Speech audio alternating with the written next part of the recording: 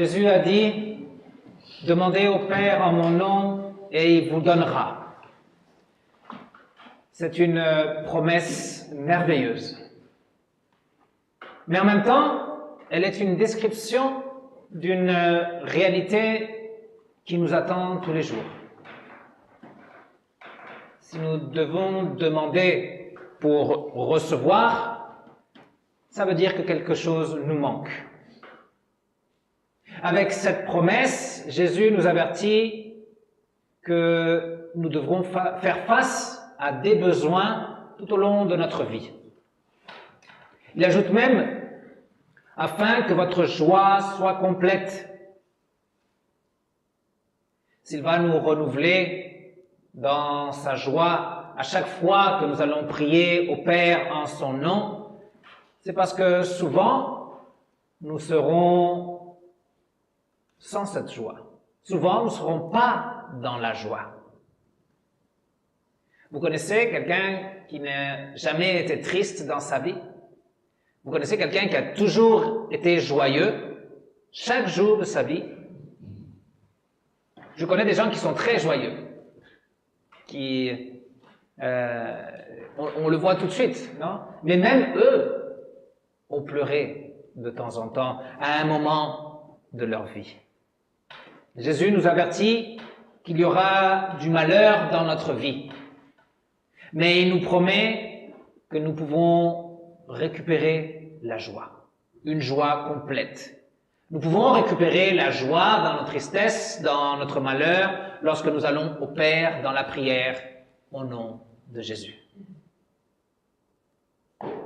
Sur la fin du passage de l'Évangile d'aujourd'hui que nous avons lu, Jésus dit « Vous aurez à souffrir dans le monde. » Et là, c'est très clair. Il y aura des troubles, il y aura des moments difficiles, il y aura des épreuves, il y aura des souffrances. Il n'y a pas d'ambiguïté. Jésus n'a jamais dit qu'on ne souffrira pas. Jésus n'a pas dit non plus qu'on souffrira dans le cas où on agit de telle ou telle façon. Il affirme tout simplement que la souffrance fera partie de notre vie. La souffrance fera partie de notre quotidien. Et la souffrance est souvent une source de découragement. Elle est source d'incompréhension. Elle est source d'incertitude. Jésus nous avertit de cette souffrance afin que nous prenions courage et que par sa victoire, nous soyons dans sa paix.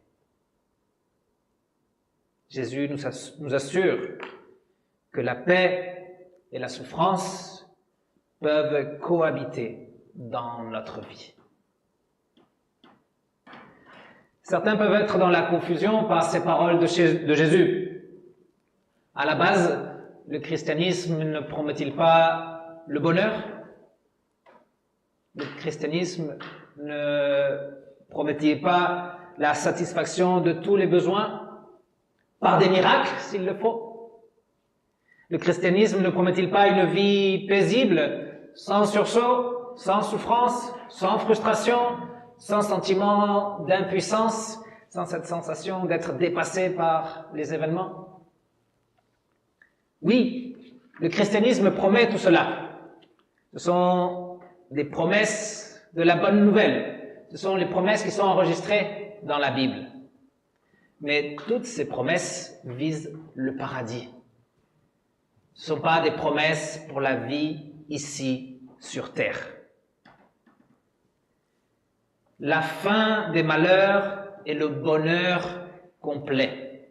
La fin des besoins est la satisfaction pleine. La fin des souffrances est la vie paisible. Tout cela sera à nous au paradis. Tout cela s'accomplira au paradis.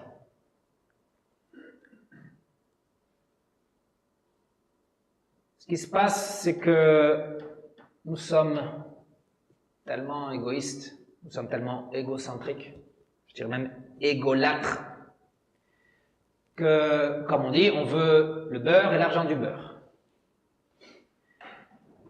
Nous prétendons vivre le paradis ici sur terre. Nous voulons la gloire promise, mais on la veut maintenant. Nous souhaitons, pour aujourd'hui, un Dieu protecteur, un Dieu bouclier contre tout ce que nous considérons mauvais pour nous. On ne veut pas de moments durs, on ne veut pas de difficultés, on ne veut pas de tristesse, on ne veut pas de maladie, on ne veut pas de douleur, on ne veut pas la mort. Et parce que justement, on veut ce Dieu protecteur, on s'est imaginé que Dieu est obligé de nous accorder tout cela ici sur terre et dès maintenant.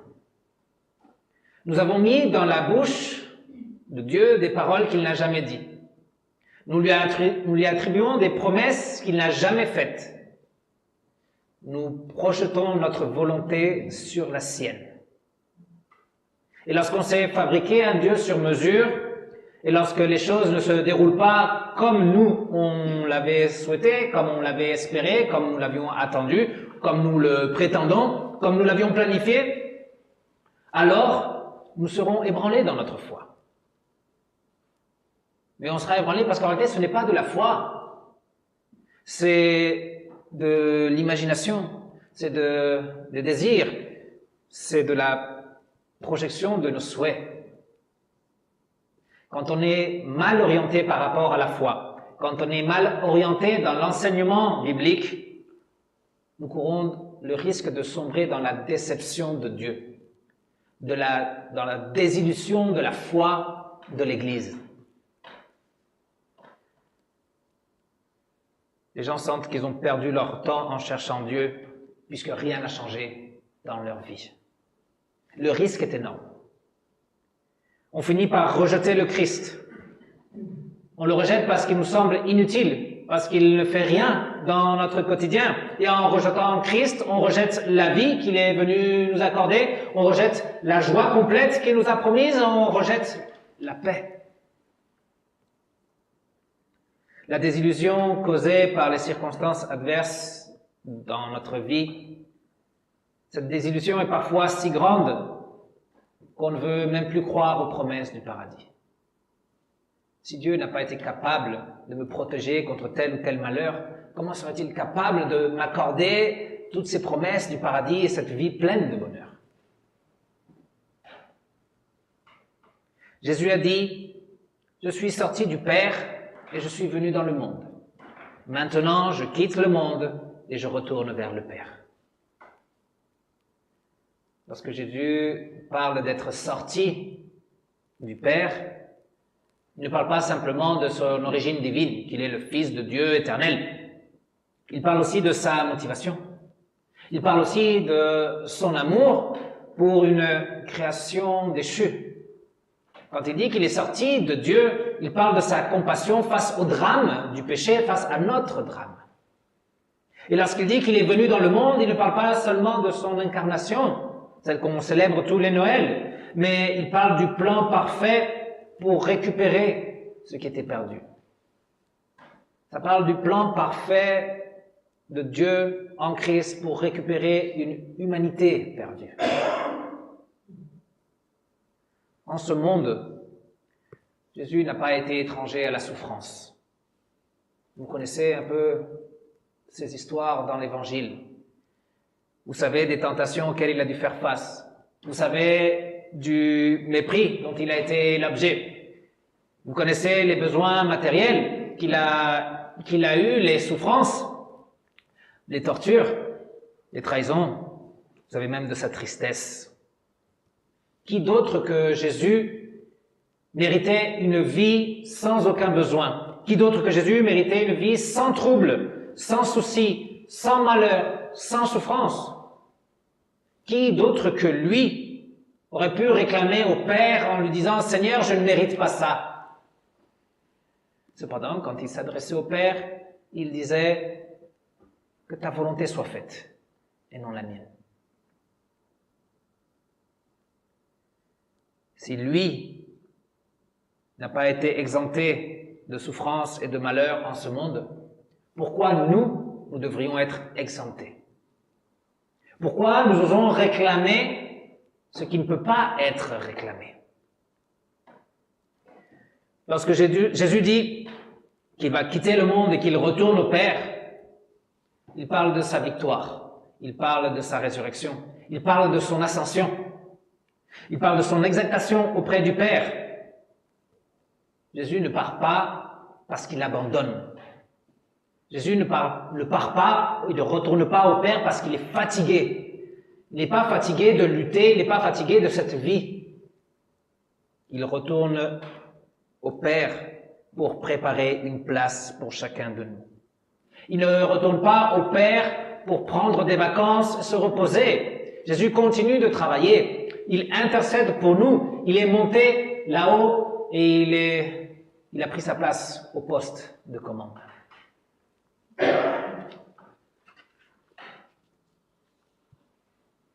Jésus nous assure que nous avons une place dans son paradis. Une place est réservée pour chacun de nous. Jésus a obtenu cette place pour nous. Jésus a acheté cette place avec son sang précieux répandu sur la croix. Il a confirmé cette place par sa résurrection. Il nous donne la garantie de cette place pour nous dans le baptême. Revêtu de la justice du Christ, son héritage est le nôtre. Sa place est la nôtre. Là où il est, nous serons aussi. Et il confirme ce don. Il confirme cette victoire dans la Sainte Seine. Il nous offre son corps et son sang dans, avec et sous les espèces du pain et du vin, et il nous offre gratuitement le pardon des péchés. Il renouvelle l'alliance éternelle de vie en son nom. Il confirme qu'il y a une place pour nous au paradis. Le paradis est à nous. Il est à nous par la foi. À nous qui aimons Jésus-Christ, à nous qui croyons en lui, à nous qui déposons toute notre confiance en son œuvre, en sa mort et en sa résurrection, en sa grâce. Pourquoi ne sommes-nous pas déjà au paradis? Pourquoi Jésus ne nous emmène pas maintenant? Pourquoi continuer d'avoir des besoins, des troubles, des souffrances, d'être découragé? Eh bien, c'est dû à sa sagesse et à son plan parfait pour sauver l'humanité. Nous ne restons pas ici-bas pour faire nos preuves. Nous ne restons pas ici-bas pour démontrer à Dieu que nous sommes capables de rester fidèles jusqu'au dernier jour. Nous ne sommes pas ici pour démontrer à Dieu que nous méritons cette place au paradis. Nous ne sommes pas ici non plus pour transformer le monde autour de nous. Nous ne sommes pas ici pour faire du monde un endroit meilleur. On n'est pas ici pour imposer les valeurs chrétiennes, nos mœurs, notre morale. Ceux qui pensent le contraire ont une façon de voir les choses qui est typiquement humaniste. La perspective centrée sur l'être humain. Et dans cette perspective, bien sûr, le bien-être est le mot du jour. Le bien-être de chacun, le bonheur de chacun est l'objectif premier. Mais ce sont là des désirs de la chair. Ce sont les désirs qui parlent et qui prennent le dessus. Et dans cette perspective humaniste où on recherche le bonheur simplement de l'être humain, on transforme le message chrétien et biblique en un message de la chair et complètement égoïste. Si le but et le dessein du plan de Dieu étaient tout simplement mon bonheur, le salut aurait été instantané. Mon salut aurait été instantané. Baptisé au paradis. Je crois en Jésus au paradis. Mais ce n'est pas mon bonheur, ce que Dieu cherche. Dieu veut accorder le bonheur à chacun. Le bonheur éternel, la paix, la joie, le paradis. Mais s'il ne le fait pas instantanément, maintenant, c'est parce qu'il a une bonne raison. Et cette raison, il l'a aussi révélée. C'est ce qu'on appelle la mission de l'Église. Sa raison, c'est le plan du salut pour l'humanité. Si les croyants étaient emmenés instantanément au paradis, qui proclamerait la bonne nouvelle à ceux qui ne l'ont pas encore cru? Ce serait injuste que certains restent, tandis que d'autres partent profiter. Et on entend toujours ces excuses. « Oh, moi je suis trop vieux pour la mission, pour proclamer l'évangile. Moi je suis malade. Oh, moi je suis trop jeune. Oh, j'ai trop d'activités, j'ai pas le temps. » Chacun de nous, dans la simplicité ou la complexité de sa vie, est un témoin du ressuscité, une pièce dans ce plan de Dieu, dans cette mission de Dieu pour sauver l'humanité. À travers ta maladie, à travers ton traitement, à travers tes souffrances, tu peux être témoin. Témoin que Dieu donne tout ce qu'on demande au nom de Jésus. Témoin de la joie complète, la joie d'être un enfant de Dieu, la joie d'être réconcilié, d'être justifié, d'être pardonné, d'être libre de tout jugement, la joie d'être un héritier du paradis. Témoin de la paix de Dieu. Cette paix qui surpasse notre compréhension, cette paix qui est profonde, cette paix qui est fondée sur la victoire du Christ et pas sur nos mérites. Témoin de la paix de Dieu, une paix inébranlable, une paix impossible d'effacer de nos cœurs, une paix qui s'enracine en l'amour de Dieu, un amour certain, un amour inconditionnel, un amour infini.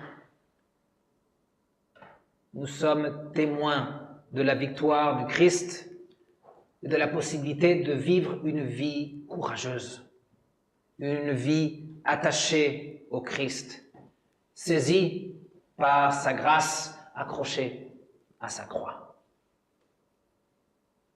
Sa victoire sur le monde nous permet de lever la tête et de nous y remettre. Parce que sa victoire est notre victoire et maintenant. Après la chute, la vie sur terre est devenue une sorte de transition entre cette vie et la vie au paradis. C'est le temps de l'opportunité. Et c'est le temps non seulement de l'opportunité pour nous, sinon pour plein d'autres personnes autour de nous. Il ne faut, même si cette vie est une transition vers la vie nouvelle, il ne faut pas s'abstraire de la vie en ce monde. En faire comme si ce n'était pas important. La vie que nous vivons chaque jour est le reflet de ce que Dieu a voulu au commencement, même si on l'a corrompu. Et c'est aussi un reflet de ce que nous vivrons dans le paradis. À quoi bon former une famille? À quoi bon mettre des enfants au monde? À quoi bon célébrer la fête des mères? Oh, à quoi bon travailler? À quoi bon avoir des loisirs? Est-ce que cette vie a du sens? Le plan originel de Dieu reste le même. Non, il nous a demandé de remplir la terre et d'administrer sa création. Le plan de Dieu veut que nous puissions profiter de sa création, que nous puissions être heureux par la foi. Le plan de Dieu veut, comme dit le 4e commandement, nous bénir afin que nos jours soient prolongés sur la terre qu'il nous donne. La vie n'est pas que malheur. La vie n'est pas que souffrance, n'est pas que complication, n'est pas que frustration, n'est pas que désillusion. Même si on a une tendance à rester là-dessus. On a du mal à passer à autre chose. La vie est remplie de bons moments. La vie est remplie de grâce de notre Seigneur Jésus-Christ, des dons que nous recevons, des dons de sa bonté imméritée. Nous ne sommes pas que des outils dans son plan. Dieu nous comprend mieux que quiconque. C'est pourquoi il nous assure que si on demande au nom de Jésus, nous serons exaucés. Et que notre joie en Christ sera complète, que nous vivrons dans sa paix et que nous aurons le courage nécessaire. Pour certaines personnes, l'Église est ce supplément dans leur vie, un zeste qui donne un petit peu de saveur, un meilleur goût, un peu de sel dans la soupe, un peu de lumière dans la semaine, non, là où il faut aller pour se ressourcer. Et laissez-moi être en désaccord avec cette vision. On pense de cette façon lorsqu'il nous semble qu'on a besoin de la foi, qu'on a besoin de Dieu pour atteindre nos objectifs. Alors que nous devrions chercher à atteindre ses objectifs, les objectifs de Dieu. Le dimanche, le culte, c'est la fête de l'Église. C'est la rencontre tant espérée avec notre Seigneur. La rencontre dans le sacrement, dans la parole, la possibilité de confirmer notre communion avec notre Seigneur. Et dans le sacrement, ce n'est pas une rencontre seulement dans nos pensées, dans notre esprit, sinon que c'est aussi par le toucher, c'est par le goût, c'est par tous les sens, c'est par l'ouïe, c'est par la vue, c'est par l'odorat. Ça, c'est la fête du dimanche. Mais les autres jours, ne sommes-nous pas église aussi le lundi? Ne sommes-nous pas aussi église mardi, mercredi, jeudi? Tous les jours, lorsque nous cherchons avec zèle à réaliser la volonté de Dieu, c'est là que nous nous rendons compte que nous avons des besoins. C'est là que nous devons prendre la parole du Christ et la mettre en pratique. C'est là que nous demandons au Père, au nom de Jésus, dans l'assurance de recevoir. Tous les jours, lorsque nous servons le Seigneur, et non nous servir du Seigneur pour accomplir notre volonté. Non. Tous les jours, lorsque nous servons le Seigneur, c'est là que nous sommes exaucés. C'est là que notre joie devient complète. Notre joie en Christ est complète et elle nous comble, mais elle ne fait pas disparaître le malheur. Christ nous comble de la véritable joie afin que le malheur ne puisse pas se saisir de nous et nous traîner vers l'amertume. Tous les jours, lorsque nous servons le Seigneur et nous cherchons sa volonté, et lorsque nous sommes accablés par des troubles, surpris par des problèmes, des circonstances adverses, c'est là que la parole du Christ s'accomplit et que sa paix reste avec nous. On parle de la paix fondée sur sa victoire, une paix qui nous permet de prendre courage, une paix qui nous permet de ne pas baisser les bras. La paix de Dieu pour lundi, pour mardi, pour mercredi, pour jeudi, vendredi, samedi et pas que les dimanches. Dans ta vie, il y aura des besoins. Il y aura des troubles, il y aura des malheurs, il y aura des souffrances. Mais peu importe, Christ a vaincu. Christ nous accorde sa victoire. Christ est notre joie. Christ est notre paix. Christ est la source de notre courage. Demain, au travail, à l'école, dans tes activités quotidiennes, toute cette semaine, n'oublie pas qui tu es en Christ. N'oublie pas ses promesses. N'oublie pas ses dons. N'oublie pas ta place réservée au paradis. Rappelle-toi de l'amour de Dieu en Christ. Cherche sa volonté, sois comblé de ses dons. Lève la tête et combat le bon combat. Nous sommes en ce monde, mais nous ne sommes pas du monde. Bientôt, nous quitterons le monde et nous irons au Père vivre sa paix éternelle. Que cette paix, cette vision de la paix de Dieu qui surpasse toute intelligence, garde votre cœur, garde vos pensées en Jésus-Christ, auteur de notre salut, au nom de qui nous avons accès au Père, celui qui est la source de notre joie, la source de notre courage, celui qui est la garantie de notre vie éternelle. Amen.